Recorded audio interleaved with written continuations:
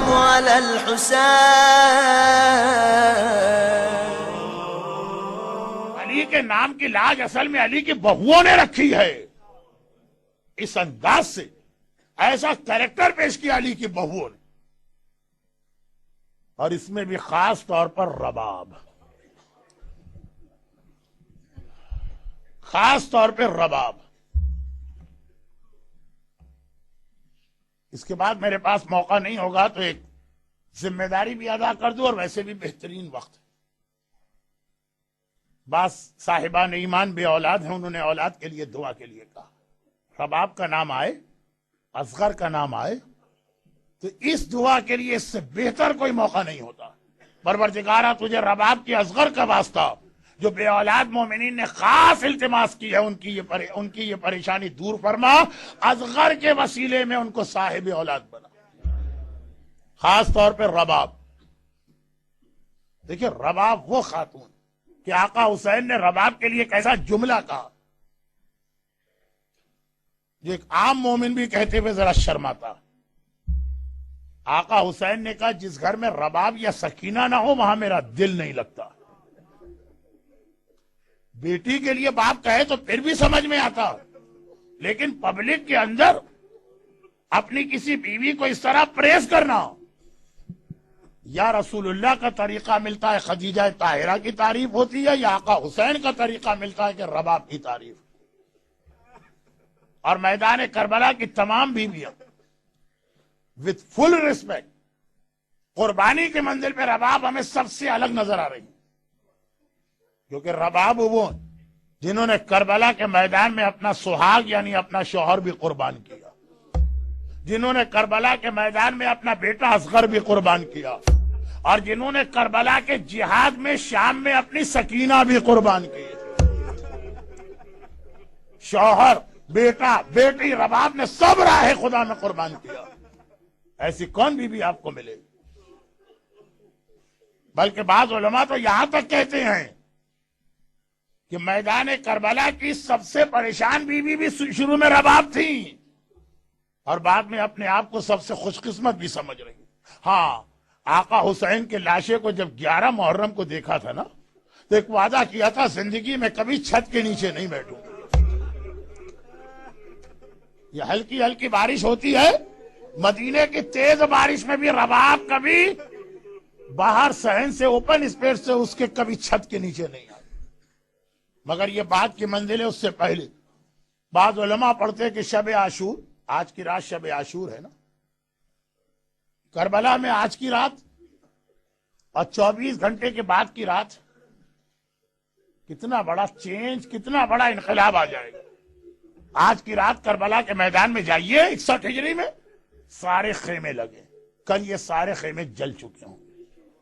آج ہر بیوی کے پاس اس کا وارث بیٹا بیٹھا، کل یہ سارے بیٹے مقتل کے اندر ان کے سر کٹے ہوں گے، ان کے بے سر کے لاشیں پڑے ہوں گے. آج بیٹی کے سر پہ ہاتھ پھیرنے والا باپ ہے، کل یہی بچی یتیم ہو چکی ہوگی.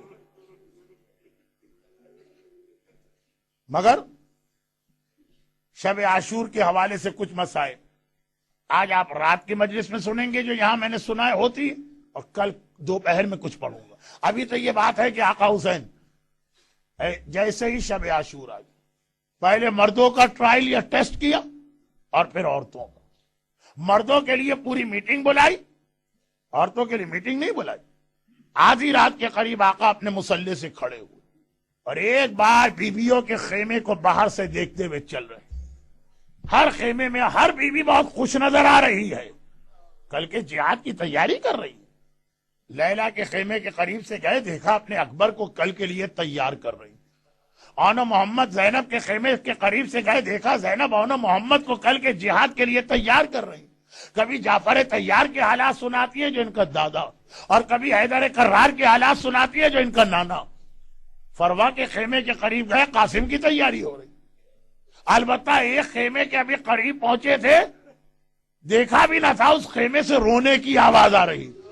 حسین تیزی سے آگے بڑھے، یہ خیمہ رباب کا خیمہ. دیکھا اصغر کے گہوارے پہ سر رکھے ہوئے رباب رو رہی. حسین نے پوچھا رباب کیوں رو رہی ہو؟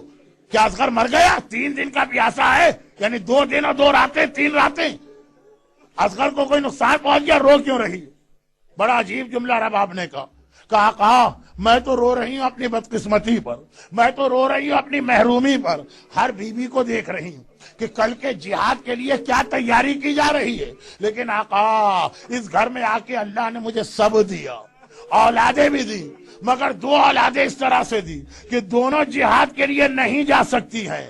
بڑی بیٹی دی ہے سکینہ، لڑکیاں میدان میں نہیں جاتی، اور جو میدان میں جا سکتا ہے لڑکا وہ اتنا چھوٹا ہے، اتنا چھوٹا ہے، اتنا چھوٹا ہے کہ گھٹنوں کے بل چلا کے بھی نہیں لے جا سکتے۔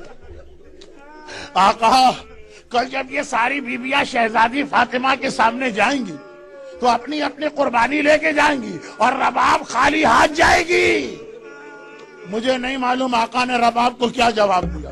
ہم اور آپ ہوتے تو ہاتھ جوڑ کے کہتے ارے شہزادی آپ کہہ رہی ہیں میری سکینہ جہاد نہیں کر سکتی، ارے سکینہ تو تماچے کھا کے ایسا جہاد کرے گی کہ نام یزید کو گالی بنا دے گی۔ آپ کہہ رہی ہیں میرا اصغر اتنا چھوٹا کہ گھٹنوں کے بل بھی نہیں چل سکتا، ارے اصغر تو کل ایسا جہاد کرے گا کہ دنیا اکبر کا جہاد بھول جائے گی، دنیا عباس کا جہاد بھول جائے گی۔ یہ خالی اوریٹری کا جملہ نہیں ہے، پورا لشکر یزید نہ اکبر کے جہاد میں رویا ہے نہ عباس کے جہاد میں رویا ہے، اصغر کو دیکھ کے منہ پھیر کر یزیدی رونے لگے۔ ایسا جہاد اصغر کرے گا۔ اور اگلا دن آ گیا، صبح سے لاشوں پہ لاشی آ رہے، یہاں تک کہ وہ وقت آ گیا حسین اکیلے رہ گئے، نہ عباس ہیں نہ اکبر ہیں۔ ایک بار ٹیلے پہ گئے، دائیں طرف دیکھا بائیں طرف دیکھا، آواز دی حل من ناصر ینصرنا، ارے ہے کوئی بھری کائنات میں جو محمد کے بیٹے کی مدد کو آئے؟ اور کہیں سے جواب تو نہ آیا۔ خیمے سے بیویوں کے رونے کی آواز آنے لگی۔ حسین ٹیلے سے اتر کے خیمے میں گئے، کہا زینب کیا بات ہے، ابھی میں زندہ ہوں، بیویاں کیوں رو رہی ہیں؟ زینب نے کہا بھیا جیسے ہی تو نے حل من ناصرین کہا اصغر نے اپنے آپ کو گہوارے سے باہر گرا دیا۔ شاید یاد دلا رہے ہو بابا، ابھی آپ کا ایک ناصر باقی ہے، ابھی آپ کا ایک سپاہی باقی ہے، جب تک اصغر زندہ ہے استغاثہ بلند نہ کرے۔ ارے میں موجود ہوں۔ حسین نے اصغر کو گود میں اٹھایا اور ایک مرتبہ کہا کہ زینب میں حجت تمام کرنے کے لیے اس کو لے جا رہا ہوں۔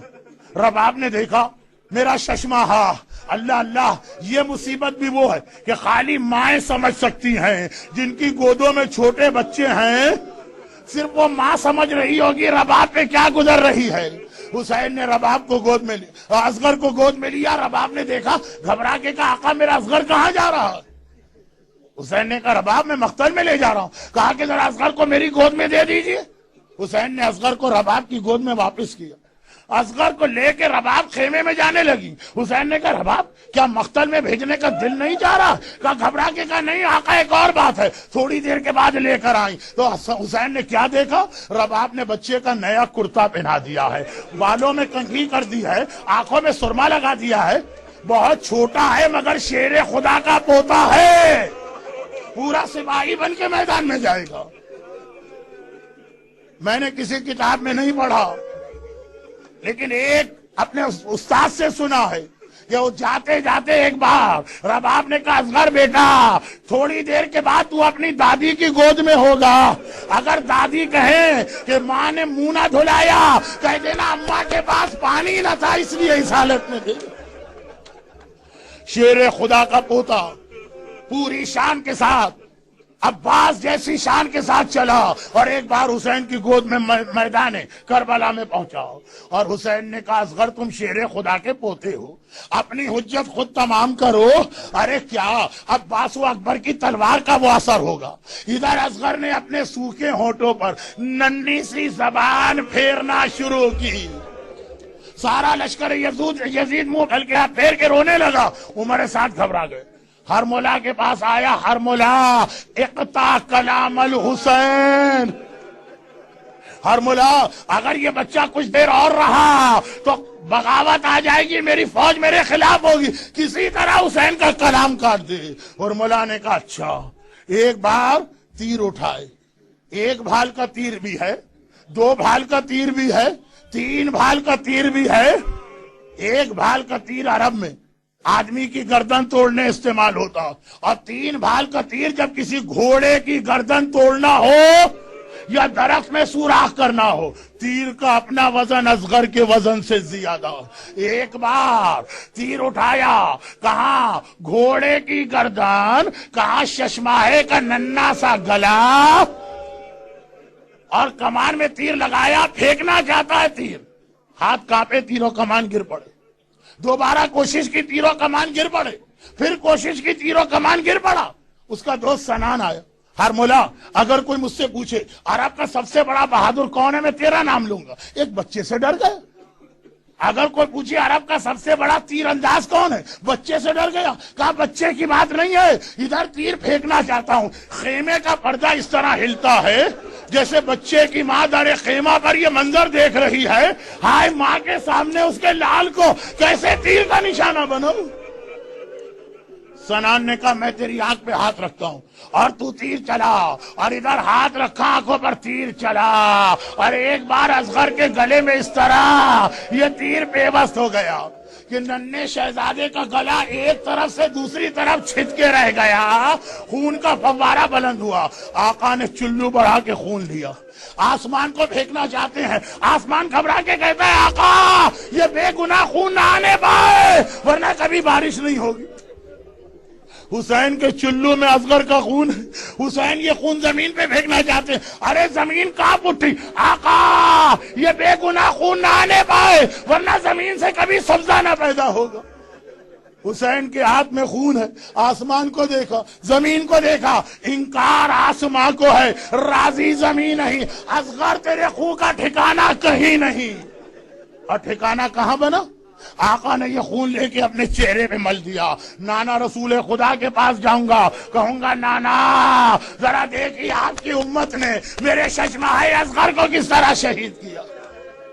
اب حسین اصغر کے گلے سے تیر نکالنا چاہتے ہیں، ادھر تیر کھینچا، ننھا بچہ 6 مہینے کا بچہ تڑپ اٹھا، تیر نہیں نکالا جا رہا۔